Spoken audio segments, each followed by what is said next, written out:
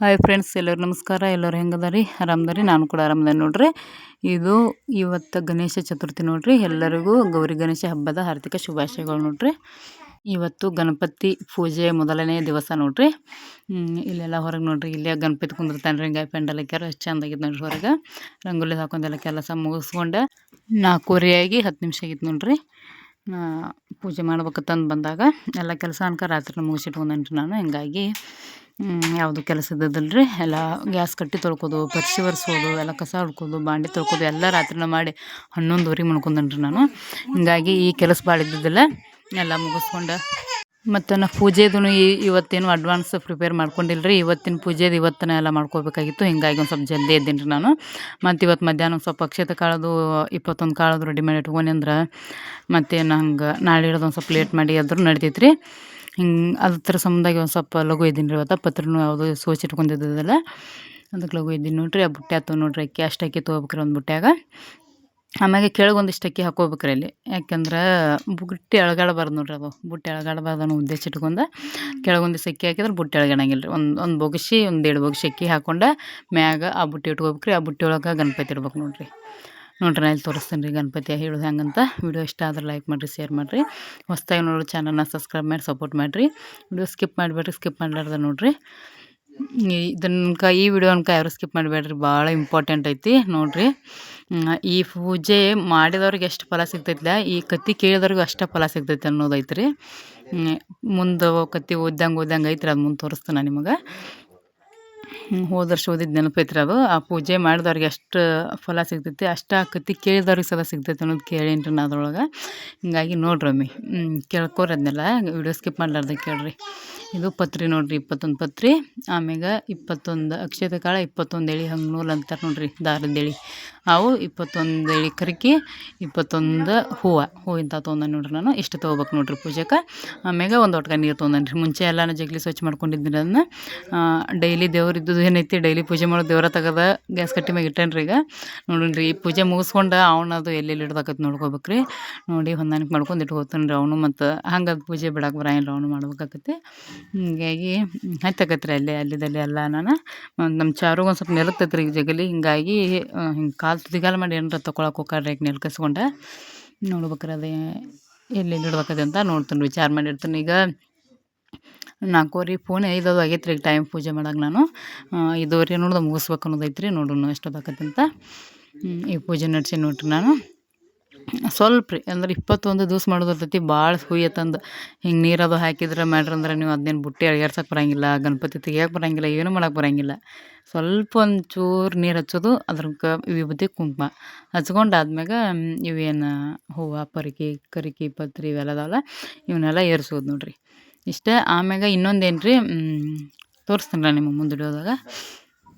ಮತ್ತು ಆ ಕಥೆಯನ್ನು ಓದಿದ ಮ್ಯಾಗ ಆಮ್ಯಾಗ ಎಲ್ಲ ಪೂಜೆ ಅದು ಮುಗಿದ್ಮ್ಯಾಗ 21 ಸುತ್ತು ಹಾಯ್ಬೇಕು ನೋಡ್ರಿ. ನಮ್ಮ ಬಲಗಡೆ ಹಿಡ್ಕೊಂಡು ಒಂದು 21 ಸುತ್ತು ರೀ, 21 ಸುತ್ತು ಹಾಯ್ಬೇಕು. ಅದನ್ನ ಹಿಂದಿನ ವಿಡಿಯೋದಾಗ ಹೇಳಿಲ್ಲ, ಮರ್ತೇನೆ ರೀ. ಹಿಂಗಾಗಿ ಈಗ ಹೇಳ್ತೀನಿ ನೋಡ್ರಿ, 21 ಸುತ್ತು ಹಾಯ್ಬೇಕು ನೋಡ್ರಿ. ಕೇಳ್ರಿ ಇದನ್ನ ಕತ್ತಿ ಒಮ್ಮೆ, ಎಲ್ಲ ಮಸ್ತ್ ಐತೆ ಕತ್ತಿ ಅಮ್ಕ.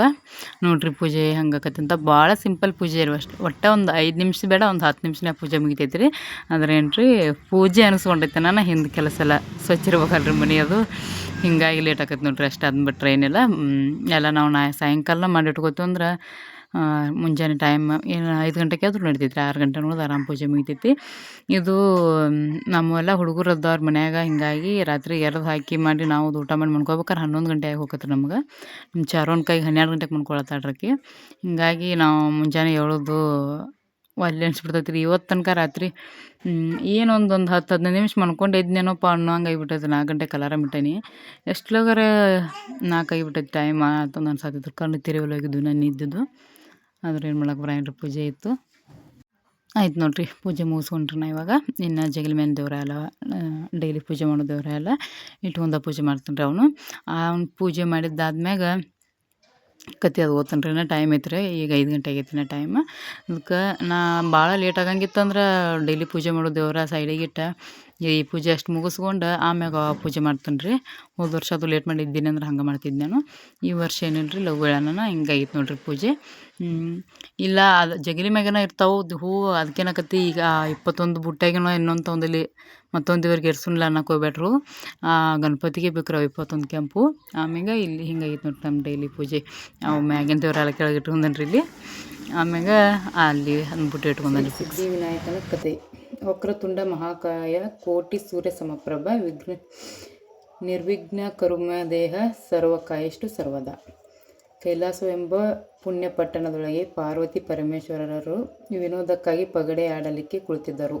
ತಾವು ಆಡತಕ್ಕಂಥ ಆಟದಲ್ಲಿ ಗೆದ್ದವರು ಯಾರು ಮತ್ತು ಸೋತವರು ಯಾರು ಎನ್ನುವುದನ್ನು ನೋಡುವುದಕ್ಕೋಸ್ಕರ ಪಾರ್ವತಿಯು ತನ್ನ ಮನಸ್ಸಿನಲ್ಲಿ ಧ್ಯಾಸೀನಗೊಂಡು ಅನಂತವೆಂಬ ಗೊಂಬೆಯನ್ನು ಸೃಷ್ಟಿ ಮಾಡಿ ತಾವು ಆಡುತ್ತಿರುವ ಆಟದಲ್ಲಿ ಗೆದ್ದವರು ಯಾರು ಅನ್ನುವುದನ್ನು ಆಟ ಮುಗಿಸಿದ ಮೇಲೆ ತಿಳಿಸಿಕೊಳ್ಳಬೇಕೆಂದು ಅನಂತನಿಗೆ ಅಪ್ಪಣೆ ಮಾಡಿದಳು. ಆಟವು ಸಾಗುತ್ತಿದ್ದಂತೆ ಪಾರ್ವತಿಯು ಗೆದ್ದಳು. ಪರಮೇಶ್ವರನು ಸೋತಿರುವೆನು. ಆಟವೆಲ್ಲ ಮುಗಿದ ಮೇಲೆ ನೀವು ಸೋತಿರಿ ಎಂದು ಹೇಳಲು ಅದಕ್ಕೆ ಪರಮೇಶ್ವರನು ಇಲ್ಲ, ನಾನು ಗೆದ್ದಿದ್ದೇನೆ, ಸೋತಿದ್ದು ನೀನು ಎನ್ನಲು ಪಾರ್ವತಿಯು ಆಟವನ್ನು ನೋಡುತ್ತಾ ಕುಳಿತುಕೊಂಡಿದ್ದ ಅನಂತವೆಂಬ ಗೊಂಬೆಯನ್ನು ತಮ್ಮ ಆಟದಲ್ಲಿ ಗೆದ್ದವರ್ಯಾರು ಎಂದು ಸೋತವರ್ಯಾರು ಎಂದು ಕೇಳಲು ಅದಕ್ಕೆ ಅನಂತನು ತನ್ನ ಮನದೊಳಗೆ ವಿಚಾರ ಮಾಡುವಂಥವನಾದನು. ಲೋಕದೊಳಗೆ ಪರಮೇಶ್ವರನಿಗೆ ಅಪಹಾಸ್ಯವಾಗದೆಂದು ಪಾರ್ವತಿಯೇ ಸೋತಳು, ಪರಮೇಶ್ವರನೇ ಗೆದ್ದನು ಎಂದು ಸುಳ್ಳು ಹೇಳಿಬಿಟ್ಟನು. ಇದನ್ನು ಕೇಳಿ ಪಾರ್ವತಿಗೆ ಎಲ್ಲಿಲ್ಲದ ಕೋಪ ಬಂದು ನಿನಗೆ ಕರ್ಣಕುಷ್ಠ ರೋಗ ಬರಲಿ ಎಂದು ಶಾಪವನ್ನು ಕೊಡುವಂಥವಳಾದಳು. ಪಾರ್ವತಿಯು ಶಾಪದಿಂದ ಅನಂತನು ಬುಡ ಹುಳಿ ನರ್ಮದಾ ನದಿಯ ದಂಡೆಯ ಮೇಲೆ ಬಿಟ್ಟನು. ಅದನ್ನು ದೇವಕನ್ಯರು ಹಾಗೂ ನಾಗಕನ್ಯರು ಶ್ರೀ ಸಿದ್ಧಿವಿನಾಯಕ ವ್ರತವನ್ನು ಮಾಡುತ್ತಿದ್ದರು. ಈ ಅನಂತನನ್ನು ನೋಡಿ ಯಾರೋ ನರಮನುಷ್ಯ ಬಂದಿದ್ದಾನೆ ಎಂದು ತಿಳಿದು ಪೂಜೆಯ ಸಾಮಾನುಗಳನ್ನು ಮುಚ್ಚಿಕೊಳ್ಳಿರಿ ಎಂದು ತಮ್ಮೊಳಗೆ ಮಾತನಾಡುವುದಕ್ಕೆ ಪ್ರಾರಂಭಿಸಿದರು. ಅನಂತನು, ತಾಯಿ, ನಾನು ನರಮನುಷ್ಯನಲ್ಲ, ನಾನು ಕೂಡ ನಿಮ್ಮಂಥ ದೇವದ ಮನುಷ್ಯ. ಪಾರ್ವತಿಯು ಶಾಪದಿಂದ ಹೀಗಾಗಿ ಇಲ್ಲಿ ಬಂದಿದ್ದೇನೆ. ನೀವು ಮಾಡಿರ್ತಕ್ಕಂಥ ವ್ರತ ಯಾವುದು? ಆ ವ್ರತವನ್ನು ಹೇಗೆ ಮಾಡಬೇಕು? ಆ ವ್ರತವನ್ನು ಆಚರಿಸುವುದರಿಂದ ಯಾವ ಯಾವ ಫಲಗಳು ಪ್ರಾಪ್ತಿಯಾಗುತ್ತವೆ ಎಂದು ನನಗೋಸ್ಕರ ತಾವು ಹೇಳಬೇಕೆಂದು ಕೇಳಿಕೊಂಡಳು. ಅದಕ್ಕೆ ಆ ಕನ್ಯೆಯರು ಹೀಗೆ ಹೇಳಿದ್ದಾರೆ. ಹೇ ಅನಂತನೇ, ಕೇಳು. ನಾನು ಮಾಡುವ ವ್ರತ ಶ್ರೀ ಸಿದ್ಧಿವಿನಾಯಕ ವ್ರತ. ಇದನ್ನು ಮಾಡುವುದರಿಂದ ಸಕಲ ಪಾಪಗಳು ನಾಶವಾಗುತ್ತವೆ. ವಿದ್ಯೆ ಇಲ್ಲದವರಿಗೆ ವಿದ್ಯೆಯನ್ನು ಕೊಡುತ್ತಾನೆ, ಧನವಿಲ್ಲದವರಿಗೆ ಧನಾದಿಗಳನ್ನು ಕೊಟ್ಟು ರಕ್ಷಿಸುತ್ತಾನೆ, ಲಗ್ನವಾಗದ ಇರತಕ್ಕಂಥ ಕನ್ಯೆಯರಿಗೆ ಯೋಗ್ಯವಾದ ವರವನ್ನು ದಯಪಾಲಿಸುತ್ತಾನೆ. ಈ ವ್ರತದ ಮಹಿಮೆಯನ್ನು ಎಷ್ಟು ವರ್ಣಿಸಿದರೂ ಅಸಾಧ್ಯ ಎಂದರಲ್ಲದೆ ಈ ವ್ರತವನ್ನು ಹೇಗೆ ಮಾಡಬೇಕೆಂದು ನಿನಗೋಸ್ಕರವಾಗಿ ಹೇಳುತ್ತೇವೆ, ಕೇಳು, ತಿಳಿದುಕೊಳ್ಳುವನಾಗು, ಸಂಭ್ರಮದಿಂದ ಎಚ್ಚೆತ್ತದಿಂದ ಮಾಡುವಂಥವನಾಗು ಎಂದು ಹೇಳಿದರು. ಶ್ರೀ ಸಿದ್ಧಿವಿನಾಯಕನ ವ್ರತ ಮಾಡುವ ವಿಧಾನ ಮತ್ತು ಮಹಿಮೆ. ಭಾದ್ರಪದ ಮಾಸದಲ್ಲಿ ಶುಕ್ಲಪಕ್ಷ ಚೌತಿಯ ದಿವಸ ವೃತ್ತಿ ಮಣ್ಣು ತಂದು ಶ್ರೀ ಸಿದ್ಧಿವಿನಾಯಕನನ್ನು ಮಾಡಿ 21 ಕರಿಕೆ, 21 ಪತ್ರಿ, 21 ಹೂವು, 21 ಮಂತ್ರಾಕ್ಷತೆ, 21 ಗೆಜ್ಜೆ ವಸ್ತ್ರಗಳು, ಶ್ರೀ ವರಸಿದ್ಧಿ ಗಣೇಶನ ಪೂಜೆಯನ್ನು ಮಾಡಬೇಕು. 21 ಪ್ರದಕ್ಷಿಣೆ, 21 ದಿನಗಳ ಪರ್ಯಂತ ಆಕಳು ಹಾಲನ್ನಾಗಲಿ ಸಕ್ಕರೆಯನ್ನಾಗಲಿ ನೈವೇದ್ಯ ಮಾಡಬೇಕು. ಅನಂತನು 21ನೇ ದಿವಸ ಸ್ನಾನ ಮಾಡಿ ಊಟ ಸೀರೆ ಅಥವಾ ವಸ್ತ್ರವನ್ನು ಬಿಡಬಾರದು, ಪರ ಊರಿಗೆ ಹೋಗಬಾರದು. ಸೀರೆ, ಸೇರು ಹಾಲು, ಸೇರು ಮೊಸರು, ಸೇರು ಕನಕ, ಸೇರು ತುಪ್ಪ, ಬೆಲ್ಲ, ಕಡಲೆಬೇಳೆ ತಂದು 21ನೇ ದಿನ ಮೋದಕ ಮಾಡಿ ನೈವೇದ್ಯ ಮಾಡಬೇಕು. ಒಂದು ಮೋದಕ ಶ್ರೀ ವರಸಿದ್ಧ ವಿನಾಯಕನಿಗೆ ಕೊಟ್ಟು 10 ಮೋದಕವನ್ನು ಮುತ್ತೈದೆಯರಿಗೆ ಕೊಟ್ಟು 10 ಮೋದಕವನ್ನು ತಾವು ಸೇವಿಸಬೇಕು. ಹೀಗೆ ವ್ರತವನ್ನು ಮಾಡುವುದರಿಂದ ಶ್ರೀ ಸಿದ್ಧಿ ಗಣೇಶನು ಒಲಿದು ಅವರಿಗೆ ಅವರವರ ಇಷ್ಟಾರ್ಥಗಳನ್ನು ಕೊಟ್ಟು ರಕ್ಷಿಸುವನು. ಇದರಲ್ಲಿ ಯಾವ ಸಂಶಯವೂ ಇಲ್ಲ ಎಂದು ಹೇಳಿದರು. ಆಗ ಅನಂತನು ದೇವಕನ್ಯೆಯರಿಂದ ಹಾಗೂ ನಾಗರ ಕನ್ಯೆಯರಿಂದ ಕೇಳಿ ತಿಳಿದವನಾಗಿ ತಾನೂ ಕೂಡ ಶ್ರೀ ಸಿದ್ಧಿವಿನಾಯಕ ಗಣೇಶನ ವ್ರತವನ್ನು 21 ದಿವಸ ಪೂಜೆ ಮಾಡಿ ಪ್ರಸಾದ ಸ್ವೀಕಾರ ಮಾಡಿ 21 ದಿವಸ ಆಚರಿಸಿದರೊಳಗಾಗಿ ಪಾರ್ವತಿಯಿಂದ ಬಂದಿರತಕ್ಕಂಥ ಶಾಪದಿಂದ ವಿಮೋಚಿತನಾಗಿ ಸುವರ್ಣ ದೇಹದಿಂದ ಯುಕ್ತನಾಗಿ ಪಾರ್ವತಿಯು ಎದುರಿಗೆ ಬಂದು ನಿಂತನು. ಪಾರ್ವತಿಯು ಅವನನ್ನು ನೋಡಿ ಬಹಳ ಆಶ್ಚರ್ಯಗೊಂಡವಳಾಗಿ ಕೇಳುತ್ತಾಳೆ. ಹೇ ಅನಂತವೇ, ನಾನು ನಿನಗೆ ಶಾಪವನ್ನು ಕೊಟ್ಟಿದ್ದೆ. ಶಾಪದಿಂದ ಮುಕ್ತನಾಗಿ ಸುವರ್ಣ ದೇಹವುಳ್ಳವನಾಗಿ ನನ್ನ ಎದುರಿಗೆ ಬಂದು ನಿಂತಿರುತ್ತಿ. ಯಾವ ಕಾರಣದಿಂದ ನೀನು ಹೀಗೆ ಆಗಿರುತ್ತಿ ಎನ್ನುವುದನ್ನು ನಿಧಾನವಾಗಿ ತಿಳಿಸು ಎನ್ನಲು, ಅದಕ್ಕೆ ಅನಂತನು, ತಾಯಿ, ನಿನ್ನ ಕಠೋರವಾದ ಶಾಪದಿಂದ ಕರ್ಣಕುಷ್ಠ ರೋಗ ಪೀಡಿತನಾಗಿ ಉರುಳಿಕೊಂಡು ನರ್ಮದಾ ನದಿ ದಂಡೆಗೆ ಹೋದೆನು. ಅಲ್ಲಿ ದೇವಕನ್ಯೆಯರು ಹಾಗೂ ನಾಗಕನ್ಯೆಯರು ವರಸಿದ್ಧಿ ಗಣೇಶನ ವ್ರತ ಆಚರಿಸುತ್ತಿದ್ದರು. ಅದನ್ನು ನಾನು ಅವರು ಮಾಡುವುದರಿಂದ ಬರತಕ್ಕಂಥ ಫಲಗಳನ್ನು ಕೇಳಿ ತಿಳಿದವನಾಗಿ ಆ ವ್ರತವನ್ನು 21 ದಿವಸ ಆಚರಿಸುವುದರೊಳಗಾಗಿ ಸುವರ್ಣ ದೇಹ ಉಳ್ಳವನಾಗಿ ನಿಮ್ಮ ಸಮೀಪವನ್ನು ಸೇರಿದನು ಎಂದು ಹೇಳಿದನು. ಅದಕ್ಕೆ ಪಾರ್ವತಿಯು, ಹೇ ಅನಂತನೇ, ಆ ವ್ರತವನ್ನು ಹೇಗೆ ಮಾಡಬೇಕೆಂಬುದನ್ನು ನನಗೋಸ್ಕರವಾಗಿ ಹೇಳು, ನಾನು ಕೂಡ ಮಾಡುತ್ತೇನೆ ಎಂದು. ಮಗ ಷಣ್ಮುಖನು ದೇಶ ಸಂಚಾರಕ್ಕಾಗಿ ಹೋದವನು ಇನ್ನೂ ಬಂದಿರುವುದಿಲ್ಲ ಮತ್ತು ಅವನ ಸಮಾಚಾರ ತಿಳಿದಿಲ್ಲ. ಕಾರಣ ತಿಳಿಯುವಂತವನಾಗು ಎಂದು ಹೇಳಿದಳು. ಅದಕ್ಕೆ ಅನಂತನು ವರಸಿದ್ಧಿ ಗಣೇಶನ ಮಹಿಮೆಯನ್ನು ಮಾಡತಕ್ಕಂಥ ವಿಧಾನಗಳನ್ನು ಪಾರ್ವತಿಗೆ ವಿಸ್ತಾರವಾಗಿ ತಿಳಿಸಿದನು. ಪಾರ್ವತಿಯು ಸಿದ್ಧಿ ಗಣೇಶನ ವ್ರತವನ್ನು ಬಹಳ ನಿಷ್ಠೆಯಿಂದ 21 ದಿನ ಪರ್ಯಂತರವಾಗಿ ಆಚರಿಸುವುದರೊಳಗಾಗಿ ಪಾರ್ವತಿಯು ಮಗನಾದ ಷಣ್ಮುಖನು ಬಂದನು. ಷಣ್ಮುಖನನ್ನು ನೋಡಿ ಬಹಳ ಸಂತೋಷಗೊಂಡವಳಾಗಿ, ನಾನು ಮಾಡಿದ ವ್ರತ ಸಿದ್ಧವಾಯಿತು ಎಂದು ಎನ್ನಲು, ಅದಕ್ಕೆ ಷಣ್ಮುಖನು, ಅದಾವ ವ್ರತ ನೀನು ಮಾಡಿದ್ದು ನನಗೋಸ್ಕರವಾಗಿ ಹೇಳು. ನನ್ನ ಸ್ನೇಹಿತನು ಅನ್ನ ವಸ್ತ್ರಗಳಿಲ್ಲದೆ ತಿರುಗುತ್ತಿದ್ದಾನೆ. ಅವನನ್ನು ಇರತಕ್ಕಂಥ ಸ್ಥಳ ಕೂಡ ತಿಳಿದಿಲ್ಲ. ಕಾರಣ ನನಗಾಗಿ ಈ ವ್ರತವನ್ನು ಹೇಳು ಎನ್ನಲು, ಅದಕ್ಕೆ ಪಾರ್ವತಿಯು, ಆಗಲಿ, ಯಾರೂ ಬೇಡ ಎನ್ನುತ್ತಾರೆ. ನಿನ್ನ ಸ್ನೇಹಿತನಿಗೆ ಒಳ್ಳೆಯದಾಗಲಿ ಎಂದು ಹೇಳಿ ವರಸಿದ್ಧಿ ಗಣೇಶನ ಮಹಿಮೆಯನ್ನು ಈ ವ್ರತವನ್ನು ಮಾಡತಕ್ಕಂಥ ವಿಧಾನವನ್ನು ಷಣ್ಮುಖನಿಗೆ ತಿಳಿಸಿದರು. ಷಣ್ಮುಖನು ಬಹಳ ನಿಷ್ಠೆಯಿಂದ ಮತ್ತು ಬಹಳ ಭಕ್ತಿಯಿಂದ 21 ದಿವಸ ಪೂಜೆ ಆಚರಿಸಿದನು. ಷಣ್ಮುಖನು ಸ್ನೇಹಿತನಾದ ಬಂದನು. ತನ್ನ ಸ್ನೇಹಿತನನ್ನು ನೋಡಿ ಬಹಳ ಸಂತೋಷಗೊಂಡವನಾಗಿ, ನಾನು ಮಾಡಿದ ವ್ರತ ಸಫಲವಾಯಿತು ಎಂದನು. ಅದನ್ನು ಕೇಳಿ ಆ ಸ್ನೇಹಿತನು, ಅದಾವ ವ್ರತ ನೀನು ಮಾಡಿದ್ದು ನನಗೋಸ್ಕರವಾಗಿ ಹೇಳು, ನಾನು ಕೂಡ ಮಾಡುತ್ತೇನೆ. ನಾನು ಅನ್ನವಿಲ್ಲದೆ ತಿರುಗುತ್ತಿದ್ದೇನೆ ಎಂದು ಹೇಳಿದನು. ಅದಕ್ಕೆ ಷಣ್ಮುಖನು ತನ್ನ ತಾಯಿಯಾದ ಪಾರ್ವತಿಯಿಂದ ಕೇಳಿದ ವರಸಿದ್ಧಿ ಗಣೇಶನ ಮಹಿಮೆಯನ್ನು ಮತ್ತು ಈ ವ್ರತವನ್ನು ಮಾಡತಕ್ಕಂಥ ವಿಧಾನವನ್ನು ಷಣ್ಮುಖನು ತಿಳಿಸಿದನು. ಷಣ್ಮುಖನಿಂದ ಕೇಳಿ ತಿಳಿದ ಈ ವರಸಿದ್ಧಿ ಗಣೇಶನ ವ್ರತವನ್ನು ಮಾಡಲಿಕ್ಕೆ ಏನೂ ಗತಿ ಇಲ್ಲದಕ್ಕಾಗಿ ವಿಚಾರ ಮಾಡುತ್ತಾ ಒಂದು ಬಾವಿಯ ದಂಡೆ ಮೇಲೆ ಮಲಗಿದ್ದನು. ಅಲ್ಲಿ ಹತ್ತಿರದಲ್ಲಿ ಅತ್ತೆ ಮತ್ತು ಸೊಸೆಯರು ಒಂದು ಗುಡಿಸಲು ಕಟ್ಟಿಕೊಂಡು ವಾಸವಾಗಿದ್ದರು. ಅತ್ತೆಯು ಸೊಸೆಗೆ ಯಾವುದಾದರೂ ಪದಾರ್ಥವನ್ನು ತೆಗೆದುಕೊಂಡು ಬಾ ಎಂದು ಹೇಳುತ್ತಾಳೆ. ಸೊಸೆಯ ತೋಟದ ಒಣಗಿ ಹೋಗಿದೆ, ಬಾವಿ ಬತ್ತಿ ಹೋಗಿದೆ, ಯಾವ ಪದಾರ್ಥವೂ ಸಿಗುವುದಿಲ್ಲ ಎಂದು ಹೇಳಿದಳು. ಅತ್ತೆಯು ಬಹಳ ದುಃಖಗೊಂಡವಳಾಗಿ, ಇದ್ದ ಗೆಡ್ಡೆ ಗೆಣಸುಗಳನ್ನಾದರೂ ತೆಗೆದುಕೊಂಡು ಬಾ, ಇವತ್ತಿನ ಊಟಕ್ಕಾದರೂ ಆಗಲಿ ಎಂದು ಹೇಳಲು, ಸೊಸೆಯು ಆಗಲಿ ಎಂದು ಬುಟ್ಟಿಯನ್ನು ತೆಗೆದುಕೊಂಡು ತೋಟಕ್ಕೆ ಹೊರಟಳು. ತೋಟಕ್ಕೆ ಬಂದು ನೋಡುತ್ತಾಳೆ, ತೋಟ ಚಿಗುರಿರುತ್ತದೆ, ಬಾವಿಯು ತುಂಬಿರುತ್ತದೆ. ನೋಡಿ ತನ್ನ ಕಣ್ಣುಗಳನ್ನು ನಂಬಲಾರದವಳು, ನಾನು ದಾರಿ ತಪ್ಪಿ ಎಲ್ಲಿಯಾದರೂ ಬೇರೆಯವರ ತೋಟಕ್ಕೆ ಬಂದಿದ್ದೇನೆ ಹೇಗೋ ಎಂದು ಆಶ್ಚರ್ಯಗೊಂಡವಳಾದಳು. ಕೆಲವು ಹೊತ್ತಿನ ನಂತರ ತನ್ನದೇ ತೋಟವೆಂದು ತಿಳಿಯಿತು. ಬಹಳ ಸಂತೋಷಗೊಂಡವಳಾಗಿ ಹಾರುತ್ತಾ ಕುಣಿಯುತ್ತಾ ಕಾಯಿಪಲ್ಯ ಹಾಗೂ ಹಣ್ಣು ಹಂಪಲುಗಳನ್ನು ಬುಟ್ಟಿ ತುಂಬಿಕೊಂಡು ಬಾವಿಯ ನೀರು ಕುಡಿಲಿಕ್ಕೆ ಬಾವಿಯ ಹತ್ತಿರ ಬಂದಾಗ, ಆ ಬಾವಿಯ ದಂಡೆಯ ಮೇಲೆ ಮಲಗಿದ್ದ ಒಬ್ಬ ಸತ್ಪುರುಷನನ್ನು ನೋಡಿ, ಹೇ ಸತ್ಪುರುಷನೇ, ನೀನು ಯಾರು? ನಿನ್ನ ಊರು ಯಾವುದು? ನೀನು ಎಲ್ಲಿಗೆ ಬಂದಿರುವೆ? ಇಲ್ಲಿ ಬಂದ ಉದ್ದೇಶವೇನು ಕೇಳಲು, ಅದಕ್ಕೆ ಆ ಸತ್ಪುರುಷನು, ಹೇ ತಾಯಿ, ಕೇಳು, ನಾನು ಪಾರ್ವತಿಯ ಮಗನಾದ ಷಣ್ಮುಖನ ಸ್ನೇಹಿತನು. ನಾನು ಕಡುಬಡವನು. ನನಗೆ ಸಿದ್ಧಿವಿನಾಯಕ ಗಣೇಶನ ವ್ರತ ಮಾಡಲಿಕ್ಕೆ ಗತಿ ಇಲ್ಲದಿದ್ದಕ್ಕೆ ಇಲ್ಲಿ ಬಂದು ಮಲಗಿಕೊಂಡಿದ್ದೇನೆ ಎಂದು ಹೇಳಿದನು. ಅದಕ್ಕೆ ಆ ಸೊಸೆಯು, ಹೇ ಸತ್ಪುರುಷನೇ, ಆ ವ್ರತವನ್ನು ಹೇಗೆ ಮಾಡಬೇಕು ಮತ್ತು ಅದರಿಂದ ಬರಬಹುದಾದ ಫಲಗಳನ್ನು ತಿಳಿಸು ಎನ್ನಲು, ಷಣ್ಮುಖನಿಂದ ಕೇಳಿ ತಿಳಿದ ವ್ರತವನ್ನು ಮತ್ತು ಬೇಕಾಗುವ ಪದಾರ್ಥಗಳನ್ನು ಮತ್ತು ಆ ವ್ರತವನ್ನು ಆಚರಿಸುವುದರಿಂದ ಬರತಕ್ಕಂಥ ಫಲಾದಿಗಳನ್ನು ತಿಳಿಸಿದನು.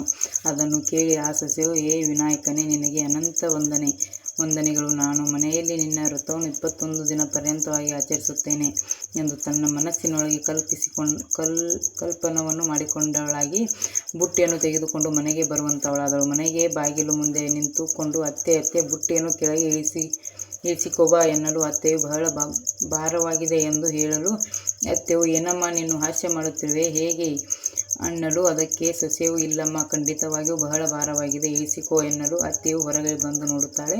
ಬುಟ್ಟಿ ತುಂಬ ಹಣ್ಣು ಹಂಪಲು ಕಾಯಿಪಲ್ಯ ತುಂಬ ತುಂಬಿರುತ್ತದೆ. ತನ್ನ ಕಣ್ಣುಗಳನ್ನು ನಂಬರಲಾದವಳು ಬುಟ್ಟಿಯನ್ನು ಕೆಳಗೆ ಇಳಿಸುತ್ತಾ, ಇದೇ ನಮ್ಮ ತೋಟದಲ್ಲಿ ಏನೂ ಇಲ್ಲ, ಬಾವಿ ಬತ್ತಿ ಹೋಗಿದೆ ಎಂದು ಅಂದಿದ್ದೆ, ಇದೆಲ್ಲ ಎಲ್ಲಿಂದ ಬಂತು ಎಂದು ಕೇಳಿದಳು. ಅದಕ್ಕೆ ಸೊಸೆಯು, ಏನು ಹೇಳಲಿ, ನಮ್ಮ ತೋಟದ ಬಾವಿಯ ದಂಡೆ ಮೇಲೆ ಒಬ್ಬ ಸತ್ಪುರುಷನು ಮಲಗಿಕೊಂಡಿದ್ದಾನೆ. ಅವನು ಪಾರ್ವತಿಯ ಮಗನಾದ ಷಣ್ಮುಖನು. ಸ್ನೇಹಿತನಂತೆ ಶ್ರೀ ಸಿದ್ಧಿವಿನಾಯಕ ಗಣೇಶನ ವ್ರತವನ್ನು ಮಾಡಲಿಕ್ಕೆ ಗತಿಯಿಲ್ಲದಂತೆ ಇಲ್ಲಿ ಬಂದು ಮಲಗಿದ್ದಾನೆ. ಆ ಸತ್ಪುರುಷನ ಮಹಿಮೆಯಿಂದ ಇಷ್ಟೆಲ್ಲ ಆಗಿದೆ ಎಂದು ಹೇಳಿದಳು. ಇದನ್ನು ಕೇಳಿ ಅತ್ತೆ ಎಲ್ಲಿಲ್ಲದ ಸಂತೋಷವಾಯಿತು. ಮೊದಲು ಆ ಸತ್ಪುರುಷನನ್ನು ಕರೆದುಕೊಂಡು ಬಾ, ಅವನಿಗೆ ಪೂಜೆ ಮಾಡಲಿಕ್ಕೆ ಯಾವ್ಯಾವ ಪದಾರ್ಥಗಳು ಬೇಕೋ ಅವನನ್ನು ಕೊಡು ಎಂದು ಹೇಳಲು ಒಳಗೆ ನೋಡುತ್ತಾಳೆ. ಹಾಲಿನ ಗಡಿಗೆಯಲ್ಲಿ ಹಾಲು ತುಂಬಿರುತ್ತದೆ, ಮೊಸರಿನ ಗಡಿಗೆಯಲ್ಲಿ ಮೊಸರು ತುಂಬಿರುತ್ತದೆ, ಬೇಳೆ ಬೆಲ್ಲ ಎಲ್ಲ ಪದಾರ್ಥಗಳು ತುಂಬಿರುತ್ತವೆ. ಅತ್ತೆಗೆ ಮತ್ತು ಸೊಸೆಗೆ ಸಂತೋಷವಾಯಿತು. ಆ ಸತ್ಪುರುಷನನ್ನು ಕರೆದುಕೊಂಡು ಬಂದು ಕೈಯಲ್ಲಿ ಪದಾರ್ಥವನ್ನು ಕೊಟ್ಟು ಬಹಳ ಭಕ್ತಿಯಿಂದ 21 ದಿನಗಳ ಕಾಲ ಅಖಂಡವಾಗಿ ವ್ರತವನ್ನು ನೆರವೇರಿಸಿ ಮುತ್ತೈದೆಯರಿಗೆ ತೋಟಕ್ಕೆ ಹೋಗಿ ಎಲ್ಲವನ್ನೂ ಊಟ ಮಾಡಿಸಿ ಅನಂತದಿಂದ ಶ್ರೀ ವರಸಿದ್ಧಿ ಗಣೇಶನನ್ನು ಕೊಂಡಾಡುವಂತಾದರು. ಅದೇ ಆ ಸಮಯಕ್ಕೆ ಊರಿನ ರಾಜ ಕಾಲವಾಗಿದ್ದನು. ಸಿಂಹಾಸನದ ಉತ್ತರಾಧಿಕಾರಿ ಯಾರೂ ಇಲ್ಲದಕ್ಕಾಗಿ ಆನೆಯ ಸೊಂಡಿಲಿನಲ್ಲಿ ಹೂವಿನ ಹಾರವನ್ನು ಕೊಟ್ಟು ತಮಟೆ ಬಾರಿಸುತ್ತಾ ತಮ್ಮ ರಾಜ್ಯಕ್ಕೆ ಮುಂದೆ ಆಗತಕ್ಕಂಥ ರಾಜನ ಅನ್ವೇಷಣೆಗಾಗಿ ಹೊರಟಿದ್ದರು. ಆ ಸಪ್ಪಳವನ್ನು ಕೇಳಿ ಅತ್ತೆ ಹೊರಗೆ ಬಂದು ಆ ಮೆರವಣಿಗೆಯನ್ನು ಒಬ್ಬನನ್ನು ಕೇಳಿದಳು. ಮಹಾಶಯ, ಯಾವುದಕ್ಕೋಸ್ಕರ ಈ ಮೆರವಣಿಗೆ ಹೊರಟಿದೆ ಎಂದು ಕೇಳಲು, ಅದಕ್ಕೆ ಆ ಮನುಷ್ಯನು, ಅಮ್ಮ, ನಿನಗೆ ಗೊತ್ತಿಲ್ಲವೇ, ಈ ಊರಿನ ರಾಜನು ಕಾಲವಾಗಿದ್ದಾನೆ. ರಾಜ್ಯದ ಉತ್ತರಾಧಿಕಾರಿ ಯಾರೂ ಇಲ್ಲದ ವಿಷಯಕ್ಕೆ ಆನೆ ಸೊಂಡಿಯಲ್ಲಿ ಹೂವಿನ ಹಾರವನ್ನು ಕೊಟ್ಟು ಅದು ಯಾರ ಕೊರಳಿಗೆ ಹಾರವನ್ನು ಹಾಕುತ್ತಿದೆಯೋ ಅವರೇ ಈ ಪಟ್ಟ ಕಟ್ಟುತ್ತಾರೆಂದು ತಿಳಿಸಿದನು. ಹೀಗೆ ಹೇಳುವಷ್ಟರಲ್ಲಿ ಆನೆಯ ಮೆರವಣಿಗೆ ನೋಡುತ್ತಾ ನಿಂತಿದ್ದ ಷಣ್ಮುಖನ ಸ್ನೇಹಿತನಾದ ಆ ಸತ್ಪುರುಷನ ಕೊರಳಿಗೆ ಆನೆಯ ಹೂವಿನ ಮಾಲೆಯನ್ನು ಹಾಕಿತು. ಎಲ್ಲರೂ ಸಂತೋಷಗೊಂಡು ಹರುಷದಿಂದ, ಮಹಾರಾಜನಿಗೆ ಜಯವಾಗಲಿ, ಇವತ್ತಿನಿಂದ ಈತನ ನಮ್ಮ ರಾಜ್ಯಕ್ಕೆ ದೊರೆಯೆಂದು ಘೋಷಣೆ ಕೂಗುತ್ತಾ ಆತನನ್ನು ಅಂಬಾರಿಯಲ್ಲಿ ಕೂರಿಸಿಕೊಂಡು ವಿಜೃಂಭಣೆಯಿಂದ ಅರಮನೆಗೆ ಕರೆದುಕೊಂಡು ಬಂದು ಸಿಂಹಾಸನದ ಮೇಲೆ ಕೂಡಿಸಿ ಪಟ್ಟಾಭಿಷೇಕ ಮಾಡುವರಾದರು. ರಾಜನಿಗೆ 16 ವರ್ಷದ ಕನ್ಯೆಯನ್ನು ತಂದು ಲಗ್ನ ಮಾಡಿದರು. ರಾಜನು ಎಲ್ಲರಿಗೂ ದಾನ ಧರ್ಮಾದಿಗಳನ್ನು ಕೊಟ್ಟನು. ಮುತ್ತೈದೆಯರು ದಾನ ಧರ್ಮಾದಿಗಳನ್ನು ತೆಗೆದುಕೊಂಡು ಮುಕ್ತ ಕಂಠದಿಂದ ಹೊಗಳುತ್ತಾ ತಮ್ಮ ಮನೆಗೆ ಹೋದರು. ಇತ್ತ ರಾಜನು ಮೆರವಣಿಗೆ ಹೇಳುತ್ತಾನೆ. ಶ್ರೀ ವರಸಿದ್ಧಿ ಗಣೇಶನ ವ್ರತವನ್ನು ತಪ್ಪದೆ ದಿನನಿತ್ಯ ಮಾಡು ನೀನು ಎಂದು ಮತ್ತು ಮಾಡುವ ವಿಧಾನವನ್ನು ತಿಳಿಸಿದನು. ಇದನ್ನು ಕೇಳಿ ರಾಣಿಯು ಉದಾಸೀನದಿಂದ, ಅರಣ್ಯಕರಣಿ, ಮೋದಕವನ್ನು ನಾನೇಕೆ ತಿನ್ನಲಿ, ಶರಪದ ಹಗ್ಗವನ್ನು ನಾನೇಕೆ ಕಟ್ಟಿಕೊಳ್ಳಲಿ ಎಂದು ಮೂದಲಿಸಿದನು. ರಾಜನಿಗೆ ಬಹಳ ಕೋಪ ಬಂದಿತು. ನಿನ್ನ ಮನಸ್ಸಿಗೆ ತಿಳಿದಂತೆ ಮಾಡು ಎಂದು ಹೇಳಿದವನೇ ಅಲ್ಲಿ ನಿಲ್ಲದೆ ಹೊರಟು ಹೋದನು. ಅದೇ ದಿವಸ ರಾತ್ರಿ ರಾಜನ ಕನಸಿನಲ್ಲಿ ಶ್ರೀ ವರಸಿದ್ಧಿ ಗಣೇಶನ ಕಾಣಿಸಿಕೊಂಡು ರಾಜನನ್ನು ಪ್ರಯತ್ನಿಸುತ್ತಾನೆ. ಹೇ ರಾಜನೇ, ನಿನಗೆ ರಾಜ್ಯವು ಬೇಕೋ ಇಲ್ಲ ರಾಣಿ ಬೇಕೋ ಎಂದು ಕೇಳಲು, ಅದಕ್ಕೆ ರಾಜನು, ನನಗೆ ರಾಜ್ಯ ಬೇಕು, ರಾಣಿ ಬೇಡ ಎಂದನು. ಅದಕ್ಕೆ ಶ್ರೀ ಸಿದ್ಧಿವಿನಾಯಕ ಗಣೇಶನು, ಹಾಗಾದರೆ ನಿನ್ನ ರಾಣಿಯನ್ನು ಕಣ್ಣು ಕಟ್ಟಿ ಅಡವಿಯಲ್ಲಿ ಬಿಟ್ಟು ಬಾ ಎಂದು ಹೇಳಿದನು. ಅದಕ್ಕೆ, ಹೇ ಸ್ವಾಮಿ, ಹೇಗೆ ಬಿಟ್ಟು ಬರಲಿ ಎಂದು ಹೇಳಲು, ರಾಣಿಯನ್ನು ಮತ್ತು ಪರಿವಾರದವರನ್ನು ಅಡವಿಗೆ ಕರೆದುಕೊಂಡು ಹೋಗಿ ಅಲ್ಲಿ ರಾಣಿಗೆ ಊಟವಾದರ ನಂತರ ನಿದ್ರೆ ಬರುತ್ತದೆ. ಆಗ ರಾಣಿಯನ್ನು ಅಲ್ಲಿಯೇ ಬಿಟ್ಟು ದಂಡೆಯ ದರ್ಬಾರುಗಳನ್ನು ತೆಗೆದುಕೊಂಡು ಮರಳಿ ರಾಜ್ಯಕ್ಕೆ ಬಾ ಎಂದು ಗಣೇಶನು ರಾಜನಿಗೆ ಆಜ್ಞಾಪಿಸಿದನು. ಈ ಕತೆ ಏನೋ ಮುಂದಕ್ಕೆ ಐತ್ರಿ, ಮತ್ತು ನಾಳೆಗೆ ಓದ್ತನು. ಭಾಳ ಐತ್ರದ ಕತೆ, ಹಿಂಗಾಗಿ ಇವತ್ತು ಅರ್ಧ ಓದೀನಿ, ಮತ್ತು ನಾಳೆಗೆ ಓದ್ತಾನೆ ರೀ. ಮುಂದಿನ ಕತೆ ಕೇಳ್ಬೇಕನ್ನೋರು ನಾಳೆ ವಿಡಿಯೋ ನೋಡಿರಿ, ವಿಡಿಯೋ ಸ್ಕಿಪ್ ಮಾಡ್ಲಾರ್ದ ನೋಡಿರಿ. ಕತೆ ಕೇಳಿ ಆದ್ರೂ ಒಂಥರ ಅದು ಫಲ ಸಿಗ್ತೈತೆ ಅನ್ನೋದು ಐತ್ರಿ. ಆಮ್ಯಾಗ ನಾನು ಮೊದಲೇ ವಿಡಿಯೋದೊಳಗೆ ಹೇಳೋದು ಮರ್ತಿದ್ನಿ ರೀ. ನಾನು ಏನಂದ್ರೆ 21 ಎಳೆ ಹಂಗೆ ನೂಲತ್ತಂದು ಅದೇನು ರೀ ಇಲ್ದಾರ ತೊಗೊಂಡಿರ್ತೀವಿ ರೀ, ಅದ ರೀ ಇಲ್ದಾರದ್ಲೇನ 21 ಎಳೆ ನಮ್ಮ ಕೊಳ್ಳಿಗೆ ಬರೋಷ್ಟು ನೋಡ್ಕೊಂಡು 21 ಎಳೆ ಸುತ್ಕೋಬೇಕ್ರಿ. ಅದನ್ನು ಪೂಜೆ ಮುಗಿದ್ಮೇಲೆ ಟೈಮ್ ಎಷ್ಟಾಗಿತ್ತು ನೋಡ್ರಿ, ನಂದು 5:15 5 ನಿಮಿಷ ಕಡಿಮೆ ಇತ್ತು ನೋಡ್ರಿ. ಎಷ್ಟೊತ್ತಿ ಪೂಜೆ ಮುಗಿದೈತಿ. ಇಲ್ಲಿ ಕಟ್ಟಿಟ್ಟ ನೋಡ್ರಿ ನಾ ದಾರ ಹಿಂಗೆ ನೋಡ್ರಿ 21 ಸುತ್ತಾಸೋದ್ರಿ. ನೆನಪಲ್ಲಿ 21 ಇರ್ಬೇಕ್ರಿ, ಹೆಚ್ಚಾಗಿರ್ಬಾರ್ದು ಕಡಿಮೆ ಆಗಿರಬಾರ್ದು. 21 ಎಳೆ ತೊಗೊಂಡು ಅದಕ್ಕೆ 21 ಗಂಟೆ ಹಾಕ್ಬೇಕ್ರಿ. ಒಂದೊಂದು 20 ಗಂಟೆ ಹಾಕ್ಬೇಕ್ರಿ. ಅದಕ್ಕೆ 20 ಗಂಟೆ ಹಾಕಿ ಆಮೇಲೆ ನಮ್ಮ ಕೊಳ್ಳಾಗೊಂದಕ್ಕೆ ಹಾಕೊಂಡ್ಬಿಟ್ರೆ 21ನೇ ಗಂಟೆ ಆತ್ರಿ. 21 ಗಂಟೆ ಬೀಳ್ಬೇಕ್ರಿ ಅದಕ್ಕೆ. ನಮ್ಮ ಚಾರು ಎದ್ದಾಡ್ರಿ ಈಗ ಆಲ್ರೆಡಿ ಎದ್ದ ಅಲ್ಲಿ ಮಲ್ಲನ ಗುಡಿಗೆ ಅಭಿಷೇಕ ಇತ್ತು ಇವತ್ತು. ಡೈಲಿ ಇರತ್ತೈತೆ ರೀ ಶ್ರಾವಣದಾಗ ಅಭಿಷೇಕ. ಇವತ್ತೂ ಎಲ್ಲ ನಮ್ಮ ಮನೆಗೆ ಬಸ್ ಒಂದು ಹುಡುಗ ಕರ್ಕೊಂಡು ಹೋಗ್ಯಾನ್ರಿಕಿನ ಹೋಗ್ಯದ ನೋಡ್ರಿ ಈಗ. ಮತ್ತು ಮುಂದಿನ ವಿಡಿಯೋದಾಗ ಸಿಗ್ತೀನಿ ರೀ. ವಿಡಿಯೋ ನೋಡಿ ಸಪೋರ್ಟ್ ಮಾಡಿರಿ.